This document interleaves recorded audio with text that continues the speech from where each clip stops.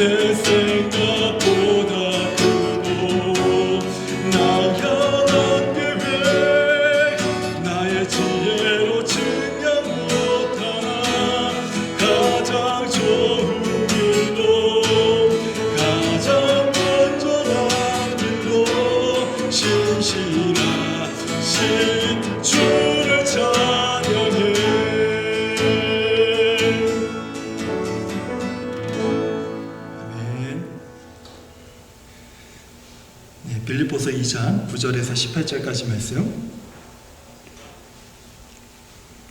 찾으셨으면 우리 다 함께 큰 목소리로 읽겠습니다. 시작. 이러므로 하나님이 그를 지극히 높여 모든 이름 위에 뛰어난 이름을 주사 하늘에 있는 자들과 땅에 있는 자들과 모든 무릎을 예수의 이름에 꿇게 하시고 모든 입으로 예수 그리스도를 주라 시인하여 하나님 아버지께 영광을 돌리게 하셨느니라. 그러므로 나의 사랑하는 자들아, 너희가 나 있을 때뿐 아니라 더욱 지금 나 없을 때에도 항상 복종하여 두렵고 떨림으로 너희 구원을 이루라. 너희 안에서 행하시는 이는 하나님이시니 자기의 기쁘신 뜻을 위하여 너희에게 소원을 두고 행하게 하시나니 모든 일을 원망과 시비가 없이 하라. 이는 너희가 흠이 없고 순전하여 어그러지고 거스르는 세대 가운데서 하나님의 흠없는 자녀로 세상에서 그들 가운데 빛들로 나타나며 생명의 말씀을 밝혀 나의 다름질이 헛되지 아니하고 수고도 헛되지 아니하므로 그리스도의 날에 내가 자랑할 것이 있게 하려 함이라. 만일 너희의 믿음의 재물과 섬김 위에 내가 나를 전제로 드릴지라도 나는 기뻐하고 너희 무리와 함께 기뻐하리니 이와 같이 너희도 기뻐하고 나와 함께 기뻐하라. 아멘. 오늘은 빌립보서가 우리에게 주는 권면의 말씀을 함께 좀 듣고자 하는데요. 너희의 구원을 이루라 라는 말씀입니다. 오늘 빌립보서가 우리에게 6번째로 주는 권면의 말씀은 너희 구원을 이루라 라는 말씀이에요. 우리는 지난 시간에 5번째 권면의 말씀에서 너희 안에 예수의 마음을 품으라 라는 말씀을 우리가 들었습니다. 예수의 마음이란 어떤 마음이었죠? 자신을 비우는 마음이었고, 그리고 그들과 같이 되는, 우리와 같이 되는 그런 마음이었고, 낮아지는 마음이었습니다. 이런 주님의 마음을 알고 경험한 사람들은요, 주님 앞에서 한결같이 무릎을 꿇고 오늘 본문의 11절의 고백을 하게 됩니다. 단 한 사람도 예외가 없습니다. 예수님의 마음을 품은 모든 자들은 11절에 있는 말씀처럼 예수 그리스도는 나의 주님이십니다. 이 고백을 하나님 앞에 드리게 돼요. 예수 그리스도 앞에 모두가 다 무릎을 꿇고 주는 나의 주님이십니다. 나의 하나님이십니다. 라고 하는 이 고백을 모두가 하게 된다는 거예요. 빌립보서는 이 고백을 가진, 이 고백을 하는 모든 사람에게 오늘 이런 권면의 메시지를 주고 있어요. 나의 사랑하는 자들아, 항상 복종하여 두렵고 떨림으로 너희 구원을 이루라. 이 고백이 있는 자들에게 지금 빌립보서가 주는 권면의 말씀이에요. 이 고백이 없다면 사실 이 권면은 의미가 없습니다. 그러나 우리 안에 주는 나의 하나님이십니다. 예수 그리스도는 나의 주님이십니다. 라고 하는 고백이 있다면 우리는 오늘 이 권면의 말씀을 주의 깊게 들어야 됩니다. 이 권면의 말씀에서 좀 더 좀 부연해서 설명을 한다면 나의 사랑하는 자들아 항상 복종하여 두렵고 떨림으로 가볍게 너희 구원을 이루라는 것이 아니라 이런 마음으로 너희 구원을 이루라 라고 말씀하는 거죠. 교회 내에 원망과 시비로 갈등과 분쟁이 있는 이 성도들에게 너희의 구원을 이루라. 사도 바울이 이 빌립보 성도들에게, 빌립보 교회 성도들에게 이런 권면의 말씀을 주는 의미가 도대체 무엇일까요? 갈등과 분쟁 속에서 너희 마음을 낮추고 겸손함으로 너희의 구원을 보이라라는 거예요. 너희가 받았다라고 하는 그 구원을 증명해 보라는 거예요. 어디에서요? 갈등과 시비가 있는 곳에, 갈등과 분쟁이 있는 곳에, 원망과 시비가 있는 그곳에서 너희가 구원받은 자로서 너희의 구원을 보이라. 이렇게 얘기하는 거예요. 그러면 우리가 어떻게 이런 구원을 이룰 수 있겠습니까? 또는 증명할 수 있겠습니까? 우리가 지난주에 있는 말씀과 우리가 지난번에 들었던 말씀과 비추어 봤을 때 그럼 어떻게 나를 낮추고 다른 사람을 나보다 더 나은 사람으로 여기면서 내가 그들을 섬기는 삶을 살 수 있겠는가 하는 거예요. 13절에서 그 방법을 우리들에게 가르쳐주고 있습니다. 너희 안에서 행하시는 이는 하나님이시니 자기의 기쁘신 뜻을 위하여 너희에게 소원을 두고 행하게 하시나니. 이 13절에서 보면 하나님께서 먼저 우리 안에 하나님의 기쁘신 뜻을 두는데 그 기쁘신 뜻을 따르라는 것입니다. 하나님께서 우리 안에 자신의 기쁘신 뜻을 위해서 우리에게 소원을 두고 행하신다, 이렇게 말씀하고 계시잖아요. 근데 어떤 분들은 하나님의 기쁘신 뜻과 그리고 하나님이 우리 안에 두시는 소원을 다르게 이해하시는 분들이 있어요. 또 그렇게 하려고 하는 분들이 종종 있습니다. 그래서 하나님의 뜻, 하나님의 소원을 나의 상황에 비추어서 내가 지금 뭔가 막 무엇인가 열중하고 무엇인가를 막 도모하고 있는데 그것이 사업이 됐던 공부가 됐던 아니면 가정의 중대사가 됐던 무엇이든지 간에 막 몰두하고 있을 때 예배를 드리는 중에 뭘 하는 중에 갑자기 내 마음에 어떤 소원이 확 들어왔어요. 야, 그리고 이 말씀을 보니까 하나님이 내 안에 이 소원을 정말 두셨구나, 확신을 가지고 그렇게 매진하면 살라, 그런 뜻이 아니라는 거예요. 그런 뜻이 아니라는 거예요. 하나님이 내 안에 소원을 두신다니까 지금 내 안에 있는 소원이 하나님의 소원인가? 그걸 매칭시키면서 살지 말라는 뜻이에요. 그렇게 하지 말라는 거예요. 만약에 우리가 이것을 분리해서 이해를 하면 지금 내 안에 하고자 하는 욕망이나 하고자 하는 어떤 열정이나 그것이 너무 강해서 하나님의 뜻이다, 그게 하나님의 소원이다라고 매칭을 딱 시켜서 내 스스로가 하나님의 뜻이냐 여기면서 살아갈 수 있다는 거죠. 만약에 이것을 우리가 분리해서 생각한다면 하나님의 기쁘신 뜻과 우리 안에 두시는 하나님의 소원은 같은 것입니다. 같은 것이에요. 그게 무엇입니까? 이미 5절, 앞서서 말씀드렸던 5절에 나와 있죠. 예수의 마음이에요. 예수의 마음이 하나님의 기쁘신 뜻이고 우리 안에 두고 행하시고자 하신 하나님의 소원이에요. 그런데 그것을 나의 소원으로, 내가 나의 소원을 하나님의 소원으로 매칭시켜서 그것이 하나님의 뜻이냐, 그렇게 살아서는 안 된다는 거죠. 예수님의 마음이 무엇이라고 했습니까? 자신을 비우는 마음이죠. 상대방과 같이 되는 마음이죠. 낮아지는 마음이죠. 우리는 지금 사도 바울이 왜 이 말씀을 주고 있다라고 계속해서 반복해서 듣고 있습니까? 빌립보 교회 안에 갈등과 분쟁의 여지가 있었어요. 그것을 어떻게 하면 너희들이 성숙한 성도로서 그 문제를 해결할 수 있니? 라고 편지를 쓰는 겁니다. 근데 앞에 있는 내용은 다 없어지고 갑자기 하나님의 소원만 딱 남게 되면 우리는 이 말씀의 핵심을 놓치게 되는 거예요. 갈등과 분쟁을 해소시키는 가장 중요한 핵심이 무엇입니까? 예수님의 마음을 따르는 거예요. 제가 오늘 설교에서 준비는 된 게 아닌데 제가 혹시 좀 목사님 그래도 뭐 이러시는 분이 있는 것 같아서 본문 말씀을 한번 잠깐 보세요. 제가 준비된 건 아니지만 13절 14절 보세요. 너희 안에 행하시는 이는 하나님이시니 자기의 그 기쁘신 뜻을 위하여 너희에게 소원을 두고 행하게 하시는데 무엇하라고요? 모든 일에 원망과 시비가 없이 하라고 하잖아요. 목적이 여기에 있는 거예요. 하나님이 나의 소원에 응원해 주시네. 나의 소원과 나의 어떤 비전을 격려해 주시네. 칭찬해 주시네. 이런 뜻이 아니라 뜻입니다. 이 말씀은.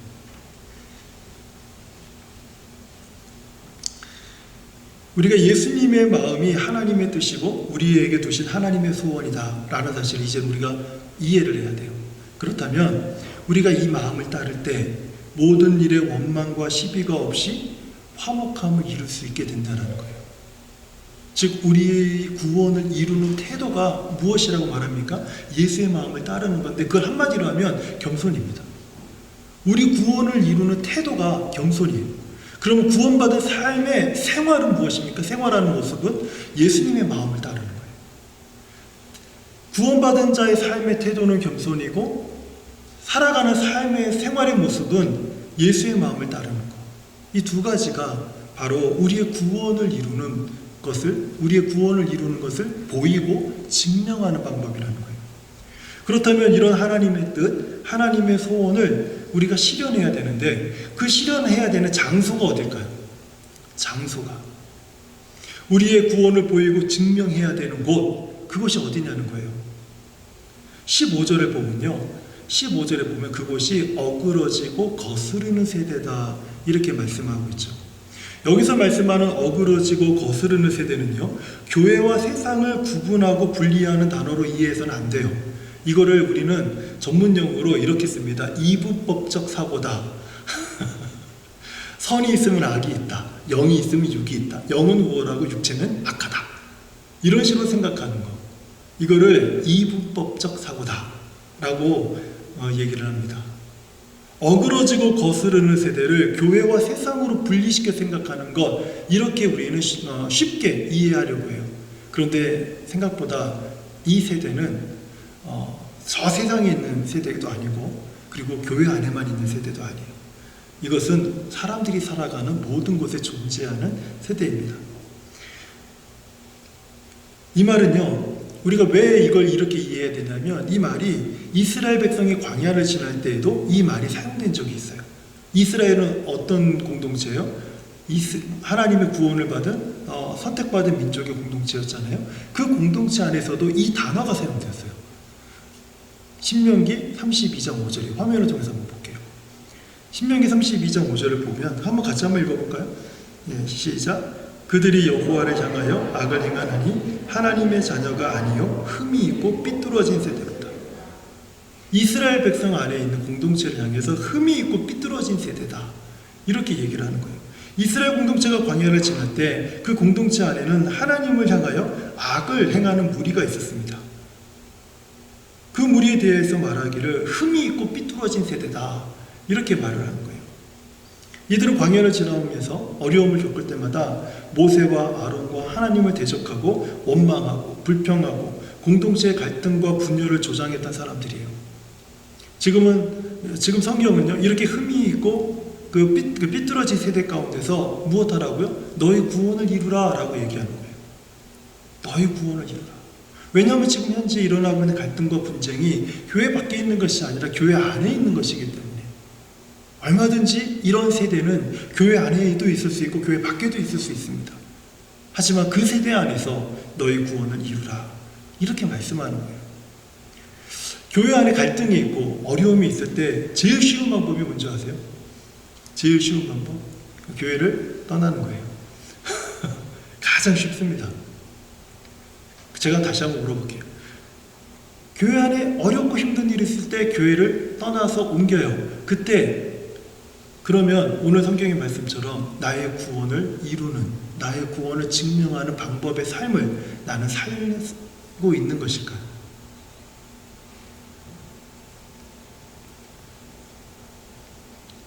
제가 여태 설교를 들으면서 이렇게 설교하시는 목사님 들어본 적이 없어요.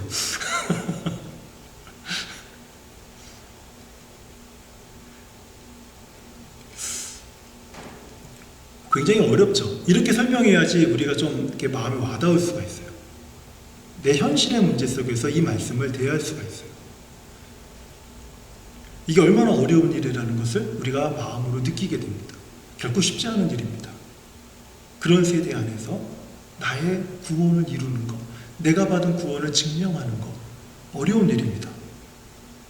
근데 그 이유가 뭘까요? 왜 이게 어려울까요? 우리가 하나님의 은혜로 살아가는 사람들인데 왜 내가 구원받은 이것을 증명하는 것을, 갈등과 분쟁이 있는 곳에, 원망과 시비가 있는 곳에서 왜 나는 이것을 증명하지 못할까요? 그리고 이것이 왜 어렵게 느껴질까요? 한 가지 큰 방해 요소가 있기 때문에 그래요. 그 방해 요소가 뭐냐면 원망이고 시비예요. 원망과 시비가 크게 방해하고 있기 때문에 이것을 우리가 그 안에서 우리의 구원을 보이는 것이 굉장히 어려운 것입니다. 이스라엘 백성이 출애굽하면서 무엇을 봤습니까? 열재앙을 경험했죠. 열재앙이라는 게 어마어마한 경험입니다. 이 열재앙이라는 게 어떻게 보면 이때 출애굽기 전 이후로도 이런 재앙은 세상에 없었어요. 딱 그 시대에만 존재한 하나님의 엄청난 능력을 보이는 그 재앙이었어요. 그런데 그 재앙을 경험했죠. 이스라엘 백성들이 홍해를 건너는데 홍해가 갈라지는 일을 우리는 지금도 볼 수 없습니다. 바다가 갈라지는 일을 우리는 지금도 볼 수 없어요. 그런 엄청난 기이한 일들을 이스라엘 백성들이 경험했습니다. 광야를 지나는데 낮에는 구름 기둥으로, 밤에는 불 기둥으로 하나님이 보호하셨대요. 여러분 이스라엘 땅에 가보세요. 이스라엘 땅에 가셔서 그 광야길 한번 걸어보세요. 때로는 하늘에 그 날씨가 클라우드에서 그 구름이 쫙 낄 때가 있거든요. 그러면서 광야를 걷는 많은 이제 순례객들이 뭐라고 그러냐면, 저것이 구름 기둥이구나, 그렇게 말하는 분들이 많아요. 그래서 그래 저렇게 돼야지 구름 기둥이 되겠다. 그런데 한 번 더 생각해 보면 그럼 불 기둥을 어떻게 설명할 겁니까? 불 기둥을 어떻게 설명할 거예요? 구름 기둥이 그냥 구름이 해를 덮은 것을 구름 기둥이라고 하면 불 기둥을 어떻게 설명할 거냐고요. 이것은 그 당시만 보일 수 있는 하나님의 초자연적인 능력인 거예요. 그것을 백성들이 경험하고 있었던 거예요. 매일 아침마다 눈 뜨면 하늘에서 이슬과 함께 만나가 내려져 있죠. 양식이 떨어져 있는 거예요. 이걸 어떻게 우리가 설명할 거냐고요. 그리고 이것을 누가 경험할 수 있겠냐는 거예요. 앞으로도 40년 동안 의복이 해하지 않고 신발이 닳지 않았어요.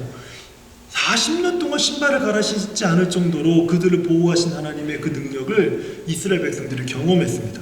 이렇게 하늘의 신령한 것들과 그리고 그 하나님이 내려주시는 그 하늘의 양식들을 통해서 돌봄을 받고 배불렀다면 이스라엘 백성들은요 하나님의 거룩함에 투영이 되어서 하나님의 거룩함이 그 백성들에게 투영이 되어서 하나님의 그 거룩함을 영광스럽게 발산하는 그런 백성들이 되는 게 당연한 거 아닙니까? 그런데 이스라엘 백성들은요 40년 동안 경건하게는커녕 여전히 영적으로 가난한 사람들이었고 궁핍한 사람들이었고 성장하지 못한 성인 아이와 같은 그런 행동을 했습니다. 그 이유가 무엇일까요? 아무리 하나님께서 신령한 것들을 부어주시고 아무리 거룩하신 하나님의 그 거룩함의 영광을 드러내시고 백성들에게 비춰준다 할지라도 그 안에 원망과 시비가 그 모든 것을 다 지워버리는 거예요. 원망이 있고 불평이 있고 시비가 있고 다툼이 있고 갈등이 있고 이것이 이스라엘의 거룩함을 다 없애버렸어요. 원망과 시비가 이스라엘 공동체의 영적 진보를 좌절시켜버리는 거예요. 이처럼 공동체 내에 원망과 시비, 갈등과 분쟁은요 복음의 진보를 막습니다. 복음의 진보를 막아요. 또한 공동체의 영적 성장을 가로막습니다. 그리고 성장하지 못한 성인 아이처럼 주변 사람들을 힘들게 만들어요. 힘들게 만들어요. 이거는 믿는 자들의 공동체 안에서 흔히 볼 수 있는 일이에요. 그런데 이런 그 모습이요 우리 가정생활 안에서도 언제든지 볼 수 있습니다. 언제든지. 왜냐하면 우리가 믿음의 가정을 이뤘다 할지라도 그 믿음의 가정 안에서 이런 모습들을 얼마든지 볼 수 있어요. 불평이 있고 원망이 있고 시기가 있고 다툼이 있고 짜증이 있고 이렇게 불만을 막 토로하기 시작하면 가정의 평화가 그냥 깨지잖아요. 내가 오늘 아무리 은혜 받고 집에 돌아간다 할지라도 집에서 막 불평하고 있는 사람이 있고 짜증내는 사람이 있으면 오늘 받은 은혜가 다 산산조각 나지 않습니까? 나의 거룩함을 유지할 수 있습니까? 못해요. 못해요. 제가 그 주일날 설교하려고 아이들 준비시키고 저 미사가 있을 때 아이들 어리니까 준비시키고 깨우고 준비시키고 막 옷 갈아입히고 뭐하고 막 이러면서 이제 주일날 막 교회를 가요. 제 평생 소원, 그때마다 제 평생 소원은 애들이 조용히만 따라가주면 좋겠다. 그런데 집에 나오기 전까지 시간은 다 돼가는데 막 아직도 준비 안 됐고 막 짜증내고 있고 차에 타도 막 불평이 있고 운전하면서 가는 길이 10분 15분 길인데 그 안에 천국과 지옥 왔다 갔다 해요. 그 정도로 힘들어요. 그 정도로. 바로 그런 상황에서 우리가 받은 구원을 보이고 증명해야 되는 그 장소가 바로 그런 상황이라는 거예요. 거기가 내가 받은 구원을 보여주는 것이고 내가 받은 구원을 증명해주는 장소라는 거예요. 같이 싸우는 장소가 아니고 원망과 시비로 무장되어 있는 어그러지고 거스르는 세대가 우리가 나의 받은 구원을 드러내고 증명하고 보여주는 장소라는 거예요.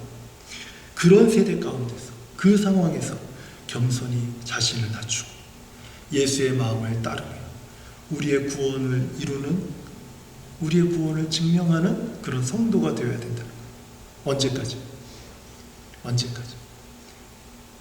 언제까지 우리는 이런 삶을 살아야 됩니까? 16절의 말씀처럼 그리스도의 날, 즉 우리 주님께서 다시 오는 그날까지 우리는 구원을 이루는 삶을 살아야 된다는 거예요. 우리가 여기서 마지막으로 주의 깊게 봐야 될 것이 한 가지가 있습니다. 그게 바울의 진중한 고백이에요. 이 말씀 속에서 화면으로 한번 17절을 볼게요. 만일 너희 믿음의 재물과 섬김 위에 내가 나를 전제로 드릴지라도 나는 기뻐하고 너희 무리와 함께 기뻐하리니. 즉 바울의 고백이 무엇입니까? 나 바울은 너희의 이런 삶을 위해서, 내가 너희를 위해서 재물이 된다 할지라도 나는 기뻐하겠다. 더 기뻐하겠다. 지금 바울이 이렇게 고백을 하는 거예요. 바울이 지금 빌립보 교회 성도들에게 너희가 정말 이런 삶, 이런 구원을 증명하고 구원을 이루는 삶을 살아가기 위해서라면 내가 재물이 된다 할지라도, 너희를 위한 재물이 된다 할지라도 나는 기뻐하고 또한 기뻐할 것이다.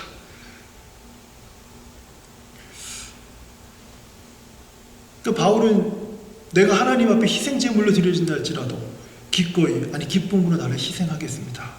이렇게 지금 그 성도들에게 고백하고 있는 거예요. 참 이것이 바울 안에 하나님이 두고 행하시는 하나님의 뜻이요 하나님의 소원이에요. 예수의 마음이죠. 그 바울은 너희를 위해서 이것을 따르는 일이 내게 큰 기쁨이 된다. 이렇게 고백을 합니다. 이때 우리는요 다 박수 쳐요. 브라보. 목사님 바울처럼 다십시오. 그래서 오늘 한국교회가 굉장히 어려워지는 이유가 뭔지 아십니까? 모든 성도님들이 이 말씀을 그렇구나, 우리 목사님 그렇게 사셔야 되는구나, 이렇게 이해하고 있었다는 거예요. 이렇게 이해하고 있었다는 거예요. 왜냐? 바울이니까요. 왜냐? 목사님이니까요. 이런 고백은 바울이나 목사님들 정도 돼야지 내 수준에서 이런 고백을 한다? 어림도 없습니다. 목사님 그런 말씀하지 마세요. 이렇게 여기면서 사는 것이 오늘날 성도들의 모습이었어요. 하지만 바울은 18절에서 아주 알쏭달쏭한 말을 합니다. 알쏭달쏭한 말을 덧붙이는데 이 말을 우리가 듣고 싶어 하지 않아요. 18절 한번 듣고 싶어 하지 않는 이 말을 같이 한번 읽어볼까요? 시작. 이와 같이 너희도 기뻐하고 나와 함께 기뻐하라. 지금 무슨 말을 하려고 하는 걸까요? 바울이 18절에서 우리는 18절의 의미를요 빌립보서 3장 17절에서 분명히 알 수 있습니다. 한번 화면으로 같이 한번 읽어볼게요. 시작. 형제들아 너희는 함께 나를 본받으라. 그리고 너희가 우리를 본받은 것처럼 그와 같이 행동하는 자들을 눈여겨보라. 지금 바울이 나를 본받으라라고 하고 있죠. 그런데 중간에 보니까 너희가 우리를 본받은 것처럼이라고 복수로 말하고 있죠. 지금 바울과 같이 살아가는 사람이 한 사람이 아니라 지금 여러 사람이 갑자기 등장했습니다. 그러면서 너희도 우리를 본받으라 라고 얘기를 하고 있는 것이죠. 바울은요 이렇게 말한 것이 여기가 처음이 아니에요.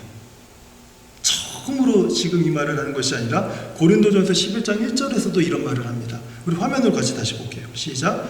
내가 그리스도를 본받는 자가 된 것 같이 너희는 나를 본받는 자가 되라. 너희는 나를 본받는 자가 되라. 여러분 이 말씀은요 예수님께서 십자가에 죽기 전날 밤에 제자들의 발을 씻겨주시면서 하셨던 예수님의 말씀을 오늘 우리들에게 떠오르게 하고 있어요. 그냥 바울은 나를 본받아 줄래? 지금 이 말을 하고 싶은 게 아니라 자꾸 어디로 끌고 가고 있냐면 십자가에 달려 죽기 전날 밤에 제자들의 발을 씻겨주셨던 예수님의 말씀으로 사람들을 데리고 가고 있는 거예요. 자기가 갔듯이 이 말을 듣는 사람들도 예수님의 말씀 앞으로 지금 데려가고자 하는 거예요. 그 말씀이 뭡니까? 화면으로 한번 볼게요. 시작. 내가 주와 또는 선생이 되어 너희 발을 씻었으니 너희도 서로의 발을 씻어주는 것이 옳으니라. 내가 너희에게 행한 것 같이 너희도 행하게 하여 오늘 보였노라. 예수님께서 제자들의 발을 신이시켜 주신 것은 너희도 서로 이와 같이 하라. 이걸 가르쳐주기 위해서 예수님이 본을 보여주신 것이지. 나 이제 죽는다. 내일이면 내가 너희들 발 씻겨줄게. 양말 벗어봐. 그래가지고 예수님이 발을 씻겨주신 게 아니에요. 내가 너희들 그동안 사랑했던 거 알고 있지? 내가 비록 죽지만 내 마음만은 꼭 간직해다오. 발다오. 그래가지고 발을 닦아주신 게 아니에요. 예수님이 내가 주와 선생으로 너희의 발을 씻겨줄 이유는 앞으로 너희가 살아갈 때 서로 간에 이와 같이 하라. 내가 본을 보인 것이다. 마찬가지입니다. 바울은 내가 하나님의 기쁘신 뜻을 따르는 삶, 예수님의 마음을 따르는 삶을 따르기 위해서 내가 너희를 위해서, 당신들을 위해서 제물이 되어도 나는 기뻐할 것입니다. 이 고백은요, 내가 너희를 위해서 이렇게 희생해 줄게, 이렇게 말하는 게 아니라는 거예요. 이 어그러지고 거스르는 세대 가운데서 어떻게 우리가 하나님의 기쁘신 뜻을 따라 살 수 있는지 내가 너희에게 보여줄게. 흠있고 삐뚤어진 세대에서 어떻게 예수님의 마음을 따르며 살 수 있는지 내가 너희에게 시범을 보여줄게. 그리고 같이 살자. 지금 이거를 얘기하고 싶은 거예요. 이 어그러지고 거스르는 세대에서 내가 이렇게 살고 있으니까 나를 좀 알아주십시오. 내 말에 좀 귀를 기울여줘야 되는 거 아닙니까? 이렇게 말하고 싶은 것이 아니에요. 너희가 이렇게 사는 것을 기뻐해야 된다. 지금 이걸 얘기하는 거예요. 이 삶은 희생이 아니고 헌신이 아니고 너희가 기쁨으로 살아야 되는 삶이야. 그거를 지금 바울이 빌립보 교회 성도들에게 말하고 싶은 거예요. 근데 오늘 이 말씀을 오늘날 듣는 우리들의 입장 속에서 그렇지, 이것은 선교사님들이 그렇게 살고 있어. 어떤 정말 좋은 목사님들은 그렇게 살고 있어. 어떤 그 집사님, 여집사님이 너무너무 자랑스럽게 제 앞에서 눈을 바짝 이렇게 저를 이렇게 쏘아보면서, 키가 좀 작으신 분이었어요. 그 저를 딱 쳐다보면서 한국에 자기가 너무 감동을 받는 귀한 목사님이 한 분 계셨나 봐요. 뭐 이름을 말씀드리면 여러분 다 아실 수 있는데 제가 말씀을 안 드릴게요. 그런데 그분 얘기를 하시면서 목사님도 그분처럼 사셔야죠. 왜 목사님들은 그분처럼 살지 않는 거죠? 이렇게 얘기하는 거예요. 제가 그 말을 들으면서 그분은 그게 너무 맞다고 확신하는 거예요. 근데 제가 그 말을 들으면서 이게 우리 현재 성도들의 수준이다. 이게 우리 성도들의 수준이다. 마치 어린아이가 둘이 싸우는데 여기 아빠는 경찰이고 여기 아빠는 예를 들어서 그냥 그 빵가게 하시는 분이, 그러면 경찰집 그 아빠 둔 아이가 막 부어 터졌어요. 그러다 나중에 신경질 나가지고 아빠가 뒤에 딱 있으니까, 야, 너 우리 아빠가 누군 줄 알아? 경찰이야. 너 아빠가 다 잡아갈 거야. 이렇게 말하는 정도 수준밖에 안 되는 거예요.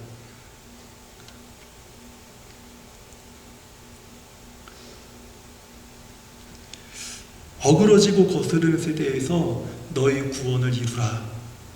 이 빌립보서가 우리에게 주는 이 6번째 권면의 말씀을 이 시간 우리가 함께 붙들고 기도했으면 좋겠어요.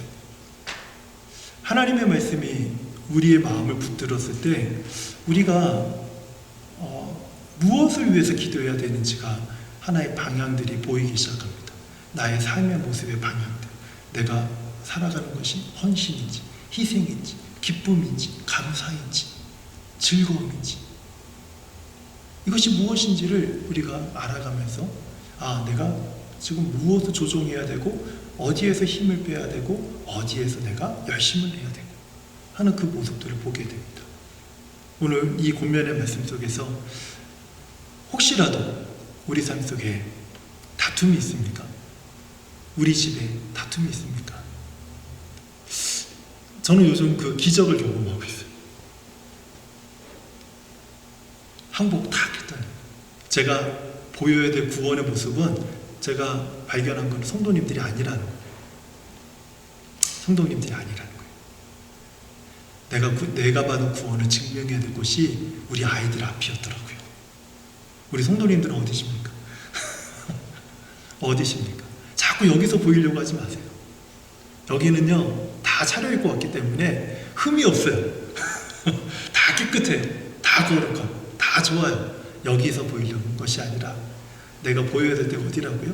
어그러지고 거스르는 세대예요. 그 세대 안에 누가 있습니까? 남편이 있습니까? 자녀가 있습니까? 아니면 원수 같은 사람이 있습니까? 거기서 내가 받은 구원을 보여야 될 장소라는 거예요. 이것이 오늘 빌립보서가 우리에게 주는 6번째 권면의 말씀입니다. 우리 화면을 보면서 함께 기도하겠습니다. 말씀 앞에 결단하는 기도를 함께 드릴게요. 우리 안에 두신 하나님의 기쁘신 뜻, 하나님의 소원, 예수님의 마음을 따르는 삶임을 우리가 기쁨으로 우리가 그것을 알고 기쁨으로 주님을 주님의 마음을 따라서 나를 비우고 상대방과 같은 마음을 가지고 낮아지는 삶을 살게 해주십시오. 교회에서만 성도다움을 드러내는 성도가 아니라 흠있고 삐뚤어진 세대에서 참 성도다움을 보이고 증명하는 성도가 되게 해주십시오. 우리도 바울처럼 다른 사람의 신앙 성장을 위해서 내가 재물처럼 드려지는 헌신과 희생을 기뻐하는 성숙한 성도가 되게 하여 주십시오. 여러분, 이 기도 제목이 무거운 게 아닙니다. 이것은 우리에게 기쁨이에요. 우리가 이것을 그동안 너무 많은 헌신과 희생이라고 배워왔기 때문에 이것을 우리는 희생이라고, 헌신이라는 단어로 우리는 바꿔버렸습니다. 근데 바울은 이것을 기쁨이라고 말하고 있어요. 성경은 이것을 기쁨이라고 말하는데요, 우리는 성경을 통해서 이것을 헌신이라고 배웠고 희생이라고 배워왔어요.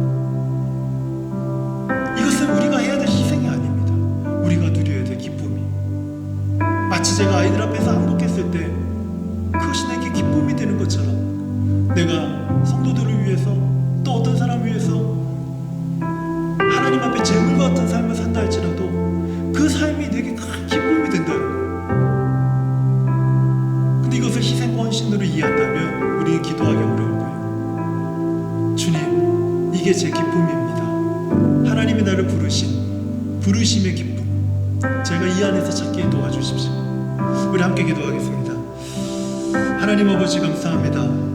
오늘 이 밤에 빌립보서의 그 6번째 권면의 말씀을 통해서 하나님, 너희 구원을 이루라, 이 어그러지고 거스르는 세대 안에서, 흠있고 삐뚤어진 세대 안에서 너희 구원을 증명하고 너희 구원을 보이라라고 말씀하시는 그 하나님의 그 권면의 말씀을 우리 마음에 담고, 우리 안에 두신 하나님의 기쁘신 뜻, 하나님의 소원이 예수님의 마음을 따르는 삶임을 우리가 이제 알고 기쁨으로 주님의 마음을 따라서 나를 비우고 상대방과 같은 마음을 가지고 낮아지는 삶을 살아가는 그런 성도가 될 수 있도록 하나님 아버지 도와주시옵소서.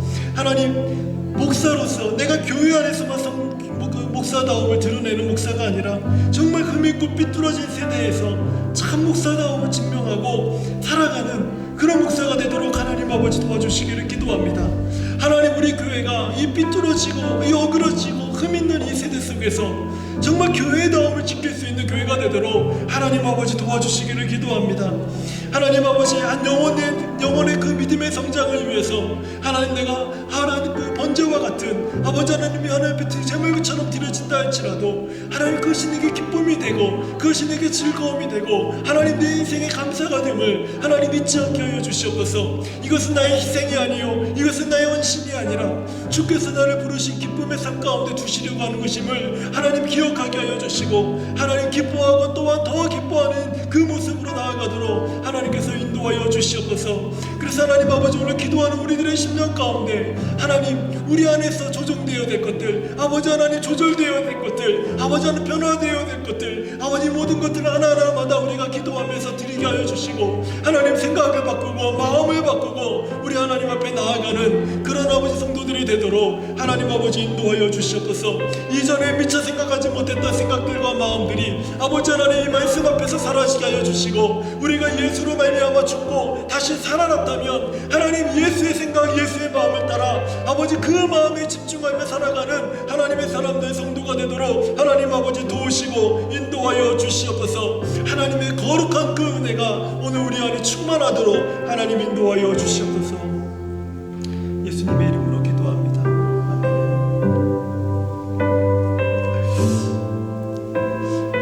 아멘. 이번 한 주간에 어떤 목사님하고 대화하는 중에 참 마음에 좀 불편함을 느끼는 그런 시간이 있었어요. 그래서 제가 마음속에 어떤 마음이 들었냐면, 그 목사님께서 생각하시는 부분, 그리고 많은 목사님들이 생각하는 부분, 목사님들이 살아갈 때 성도들에게 흠잡힐 만한 행동이나 모습을 보일 때, 목회가 힘들다, 뒤에서 말들이 많다, 수근수근한다. 그래서 아예 그 성도들과 개인의 삶을 어떤 공유하거나 같이 교제하는 것은 별로 좋지 않다. 이것이 그냥 공론화되어 있는 그런 모습을 제가 듣게 됐어요. 그런데 제가 그 얘기를 듣고 마음에 좀 두면서 며칠간 생각을 좀 해봤습니다. 근데 이런 마음이 들더라고요. 나는 죽었다가 다시 살아나 보니까 그게 별로 중요하지 않던데. 정말 죽었다가 살아나 보니까 그게 별로 중요한 게 아니던데. 그런 마음이 들더라고요. 그게 이제 내가 목회를 하면서 싸우거나 내가 견뎌야 될 문제가 아닌데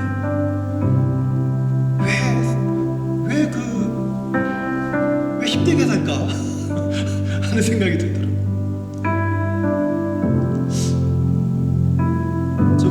저는 우리 모두가 예수님과 함께 십자가에 죽고 예수님과 함께 다시 살아났다면 세상에서 말하는 여러 가지 중요한 문제들이 있지 않습니까? 중요하니까 중요하겠죠. 하지만 그 중요한 그 문제들 앞에서 때로는 그것이 더 이상 거기에 매이지 않고 살아가는 그런 모습이 우리 안에 필요하겠다 생각이 들어요. 정말 목사로서 견디고 싸우고 부딪히고 이겨내야 되는 게 뭘까요? 말씀을 소홀히 준비하지 않고 예배를 최선을 다해서 준비하고 성도들을 위해서 기도하고 그 일에 방해되지 않는다면 그게 무슨 문제가 될까 하는 생각이 들어요. 마찬가지입니다. 우리 성도님들 기뻐하시며 살았으면 좋겠어요. 자유롭게 살았으면 좋겠어요. 너무 얽매이지 않았으면 좋겠어요. 어떤 분은 술 한잔 마시는 것 때문에 얽매이고 어떤 분은 담배 피우는 것 때문에 얽매이고 그게 뭐 그렇게 중요한 문제라고. 그게 뭐 그렇게 중요한 문제라고. 그 별거 아니거든요. 별거 아니거든요. 우리가 예수 믿고 죽었다가 다시 살아났으면 좀 그런 문제에서는 이제 좀 벗어났으면 좋겠어요. 예배드리고 밖에 나와서 담배 피는 사람 보고 이런 스테이트나 생각을 좀 버렸으면 좋겠어요. 어떡하겠어요? 못 끊는 거예요. 답답하고 술 한잔 하는 거 어떡하겠어요? 그게 위로가 되는 거예요. 내가 근데 십자가와 함께 죽고 십자가에서 죽고 다시 살아났다면 그 사람이 그런 거룩과 성도가 되어지는 과정 속에서 그를 위한 희생의 제물로 하나님이 나를 사용하시기를 기뻐하신다면 하나님 저 기쁩니다. 하나님 저 기쁩니다. 이게 지금 빌립보서가 우리에게 주는 메시지예요. 우리 아이들 이제 5월달의 주제는 레전드리라고 하는 주제를 가지고 이제 하게 됩니다. 예수님께서 말씀하시고 행하신 그 레전드와 같은 말씀, 어떤 그 기적들, 그것들을 주제로 해서 이제 말씀을 보이게 될 텐데 제가 그것을 살펴보니까 제가 방금 말씀드린 거 그런 거 별로 중요한 게 아니더라고요. 세상 사람들 음행한 여자라고 막 손가락질했는데 그 여자를 안아주시더라고요. 우리는 믿는데도 그 사람들 손가락질하잖아요. 여전히 못 안아주잖아요. 다가가지 못하잖아요. 그럴 마음이 없잖아요. 근데 예수님은 가시더라고요. 사람들이 저 나쁜 놈이라고 손가락질하는 사람들 우리가 잘 안 사귀려고 하잖아요. 누가 가면 이리 와 이리 와. 그 사람하고 만나면 안 돼, 얘기하면 안 돼. 근데 예수님은 가시더라고요. 이것을 배우는 우리 아이들이 됐으면 좋겠어요. 내가 알고 있고 교회가 알고 있는 것을 가르침을 받는 아이들이 아니라 우리 예수님이 말씀하신 레전드의 말씀 레전드의 그 기적들, 능력들을 배우고 경험하는 그런 아이들이 됐으면 좋겠어요. 네. 2번, 3번은 우리가 계속해서 기도해왔던 것입니다. 오늘 말씀드렸던 것을 기억하면서 주님, 우리 교회 목사님들, 우리 직분자들, 성도님들이 정말 그 빌립보서가 말씀하는 말씀처럼 살게 도와주십시오. 우리가 예수 믿고 십자가에 죽었다 다시 살아났는데 뭐 이렇게 얽매이는 게 많습니까? 제가 좀 자유하고 기뻐하고 또 기뻐하는 그 성도가 되게 도와주십시오. 목사님이 되게 하시고 직분자들이 되게 하시고 우리 교회가 이 세상에서 정말 어려운 사람들이 손가락질하고 그리고 사람들이 주지 못하는 사람들을 기쁨으로 품어줄 수 있고 그들을 위해서 기꺼이 제물이 될 수 있는 그런 교회의 성도들이 될 수 있도록 하나님 도와주십시오. 우리 교회를 놓고 우리 함께 기도하겠습니다. 하나님 아버지 감사합니다. 하나님, 우리가 이제 5월 달에 우리 자녀들을 위해서 레전드리라고 하는 이 주제를 가지고 말씀을 전합니다. 하나님께서 우리 주님을 보내주시고 우리 주께서 정말 말씀하시고 기뻐하셔서 행동하셨고 고쳐주셨고 만나주셨고 회복시켜주셨던 그 말씀들을 통하여서 우리 자녀들이 하나님 그동안 교회가 부패되고 그동안 교회가 오히려 정죄되는 그런 전통을 따라 배우는 말씀이 아니라 정말 살아계신 하나님의 말씀, 우리를 자위하게 하는 말씀, 우리를 기쁘게 하는 그 말씀을 통해서 하나님 거듭남을 배우고 자라는 우리 모든 교회 자녀들이 되도록 도와주시옵소서. 그래서 우리 모든 아이들이 정말 예수 그리스도의 말씀을 경험함으로 인해서 성장하는 믿음의 세대도 되도록 하나님 축복하여 주시옵소서. 우리 교회 목회자들과 직분자들과 성도들이 하나님의 말씀을 깊이 알아서 우리가 지금 듣고 배우는 이 빌립보서의 말씀처럼 하나님 이 세상에 우리가 얽매이는 삶들이 아니라 하나님 기꺼이 우리가 기쁨으로 재물이 된다 할지라도 더 기뻐하고 기뻐함으로 품어주고 사랑하고 자유롭고 하나님 감사함으로 우리가 섬겨나가는 그런 교회가 되도록 아버지 그런 우리 성도들이 되도록 직분자들이 되도록 목회자들이 되도록 하나님 도와주시옵소서. 우리를 세상에서 얽매이게 하고 종교적으로 얽매이게 하고 전통적으로 얽매이게 하는 하나님 그런 나쁜 것들로부터 하나님 우리 자신을 지키게 하여 주시고 하나님 주께서 우리에게 허락하신 그 기쁨과 자유와 생명을 누리면서 아버지 우리 안에서 큰 기쁨과 감사가 넘쳐나는 우리 모든 성도들 되도록 하나님 도와주시고 하나님 교회가 하나님 품지 못하는 자들을 품게 하시고 다가가지 못하는 자들에게 다가가서 정말 예수 그리스도의 복음의 진보를 드러내는 하나님의 교회가 되게 하여 주시고 하나님 우리 교회 가운데 만군의 여호와께서 함께 하셔서 온 성도들을 강성하게 하시는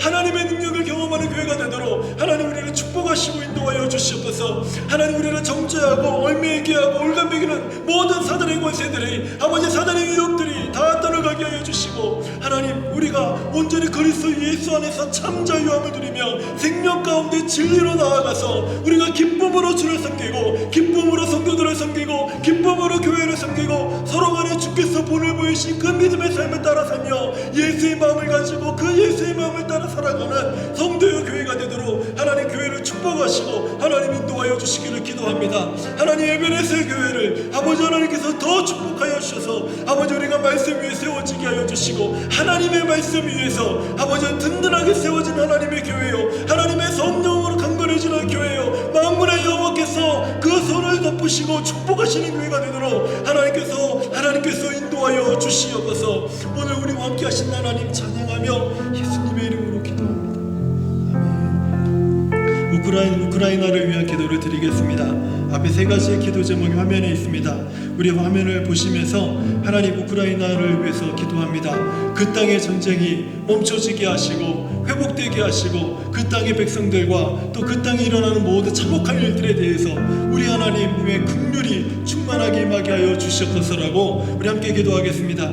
하나님 아버지 감사합니다. 하나님 우크라이나를 위해서 이 시간 우리가 기도할 수 있도록 우리에게 아버지는 자유와 평화를 허락하시니 감사합니다. 하나님 이런 자유와 평화에 대하여서 하나님 그저 우리가 만족하고 아버지 하나님 그저 하나님 내가 아버지 외면한 채 살아가지 않게 하여 주시고 책임을 가지고 의무를 가지고 하나님 아버지 지구촌에서 일어나는 일들을 위하여서 하나님 우리 교회가 우리 성도들의 마음에 기도하고자 하는 영적인 부담을 하나님 우리에게 주시기를 기도합니다. 아버지 하나님 우크라이나를 위해서 기도할 때마다 우리 안에 열방과 민족에 대한 아버지 간절함을 허락하여 주시고 그 땅을 위해서 기도할 때마다 하나님 우리가 그들과 함께 연합되어지고 아버지 하나님 기도함으로 아버지 주님의 긍휼을 구하는 그 마음이 우리 안에 충만하도록 하나님 아버지 도와주시옵소서. 러시아군이 우크라이나 영토에서 떠나게 하여 주시고 전쟁으로 인해서 아버지 민간인들의 수많은 희생들이 나오고 있는데 아버지 하나님이여 이것을 이제 아버지 멈추기가 멈춰질 수 있도록 전쟁이 종식될 수 있도록 하나님 아버지 도와주시옵소서. 더 이상 세상이 아버지 일어나지 않게 하여 주시고 우리의 바람과 우리의 기대를 따라 아버지 그 모든 일이 일어나지 않지만 아버지 전쟁은 주께서 한 것이라고 하셨습니다. 우리 하나님 아버지 막아주시옵소서. 우리 하나님 아버지 무고한 희생들 아버지 하나님의 무고한 어린 영혼들의 희생들이 아버지 하나님 더 이상 일어나지 아니하도록 하나님의 좋으시고 인도하여 주시옵소서. 모든 정치 지도자들에게 지혜와 용기를 주셔서 이 어려운 상황을 이기적이고 욕심을 다르지 않게 하여 주시고 아버지 하나님을 두려워하며 엎드리며 기도할 수 있는 마음을 주셔서 아버지 그 땅에 있는 아버지 정치 지도자들과 종교 지도자들이 아버지 하나님 앞 여호와 하나님 앞에 무릎 꿇고 하나님의 긍휼을 구하는 아버지 하나님 그 두려운 마음을 하나님 허락하여 주시기를 기도합니다. 아버지 하나님 그 땅에는 아버지 하나님 전쟁 이후에 다시 그 재건의 여러 가지 많은 필요들이 있습니다. 아버지 하나님 이 모든 일들이 아버지 하나님의 세계적인 모든 우방들을 통해서 아버지 하나님마다 준비되게 하여 주시고 아버지 강단의 교회들과 아버지 나라들이 아버지 하나님 모든 아버지 기관들을 통하여서 아버지 지속적인 심과 물질의 후원들이 아버지 준비될 수 있도록 하나님 아버지 도와주시옵소서. 그래서 아버지 지금은 아버지 폐허가 되고 있지만 하나님 우크라이나가 아버지를 기도함으로 그 땅에 있는 교회들이 아버지 하나님의 기도함으로 하나님의 긍휼을 구함으로 회복되고 일어나는 나라가 되도록 하나님께서 도우시고 하나님 그 땅을 불쌍히 여기시고 하나님께서 인도하여 주시옵소서. 예수님의 이름으로 기도합니다. 우리 마지막으로 우리 충만함을 위한 기도를 드리겠습니다. 우리 1번부터 5번까지 함께 크게 읽고 기도하겠습니다. 하나님 우리에게 회복을 주시옵소서. 하나님 우리에게 능력을 주시옵소서. 하나님 우리에게 기적을 주시옵소서. 하나님 우리에게 성령 충만을 주시옵소서. 하나님 우리를 강성하게 하여 주시옵소서. 함께 기도하겠습니다. 하나님 아버지 오늘 이 밤에 우리의 연약한 심령 가운데 하나님의 회복이 우리 안에 충만하도록 하나님 도와주시기를 기도합니다. 하나님 특별히 부족한 점 가운데 하나님의 능력을 부어주시기 원합니다. 말씀의 능력을 부어주시고 기도의 능력을 부어주시고 아버지 하나님의 더욱더 성도들의 마음을 아버지 열릴 수 있는 능력을 더하여 주시고 아버지 내 삶 속에서 날마다 일어나는 하나님의 기적을 보게 하여 주시옵소서. 하나님 내 삶 속에서 일어나는 하나님의 기적을 보고 하나님께서 행하시는 일들을 바라보며 순종함으로 날마다 여호와 하나님을 경험하는 자 되도록 하나님 아버지 인도하여 주시옵소서. 늘 아버지 하나님의 생각과 마음 속에서 하나님의 성령을 따르게 하여 주시고 예수의 마음을 따를 수 있도록 성령이 충만하게 하여 주시옵소서. 아버지 하나님이 늘 함께 하심으로 말미암아 한 영혼을 향하여 기꺼이 나아가고 기꺼이 아버지 제문이 되길 원하며 기쁨으로 섬길 수 있도록 아버지 연약한 심령이 강성해지도록 하나님 아버지 도우시길 간절히 기도합니다. 하나님 연약한 중에 하나님의 성령이 아버지 나를 붙잡아 주셔서 하나님 연약한 중에 하나님의 성령이 나를 인도하여 주셔서 무지한 중에 하나님의 성령께서 지혜를 밝혀주셔서 하나님의 지혜의 말씀을 전하게 하시고 지식의 말씀을 전하게 하시고 능력의 말씀을 전하게 하여 주시고 하나님의 성령이 아버지 인도하시는 뜻을 따라 아버지 순종함으로 하나님 행하시는 일들을 동참할 수 있도록 연약한 종을 인도하시고 하나님 아버지 도와주시옵소서. 아버지 사랑하는 교회를 위해서 하나님을 섬기고 기쁨으로 섬기며 나아갈 때 우리 안에 기쁨이 충만함이 은혜가 감사함이 아버지 흘러넘치는 교회가 되도록 하나님이 우리를 붙잡으시고 인도하여 주시옵소서. 아버지 성도들이 함께 기도하며 나아갈 때마다 늘 하나님의 은혜가 우리 가운데 충만하도록 하나님의 은혜가 우리 가운데 충만하도록 하나님 아버지 도우시고 하나님 아버지 도우시고 우리를 축복하시고 하나님 인도하여 주시옵소서. 하나님 인도하여 주시옵소서. 참 좋으신 하나님 아버지, 언제나 우리는 하나님의 회복에 목말라 있습니다. 하나님의 은혜의 보좌로부터 흘러넘치는 은혜의 샘 강물을 마시면서 회복되게 하시고 하나님의 말씀을 통해서 더욱더 든든히 세워지게 하시고 성령의 인도를 따라 예수의 마음을 따르는 기쁨으로 주를 섬기는 우리 모든 성도들 되게 하여 주시옵소서. 예수님의 이름으로 기도합니다. 아멘.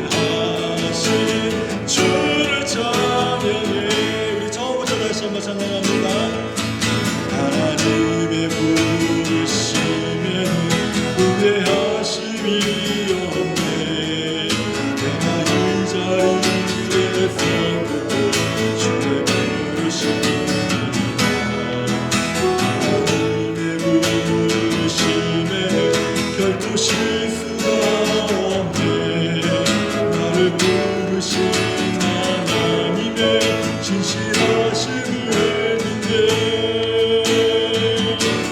날 부르신 뜻내 생각보다 크고 날 향한 계획 너 증명 못하나 가장 좋은 길로 가장 온전한 길로 오늘도 나 이끄시네. 작은 나를 부르신 뜻을 나는 알 수 없지만 오직 감사와 순종으로 주의 길을 가시리라. 내가 많이 약해져도 주님 날 도우시니 주의 놀라운 계획을 나는 믿으며 살리. 날 부르신 뜻내 생각보다 크고 나 향한 계획 나의 지혜로 증명 못하나 가장 좋은 길로 가장 온전한 길로 오늘도 나 이끄시네.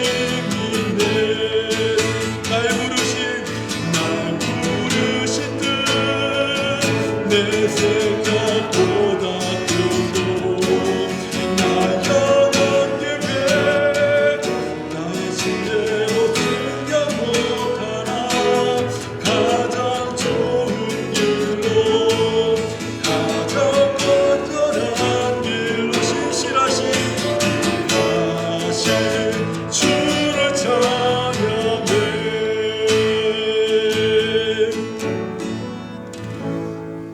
기도하겠습니다.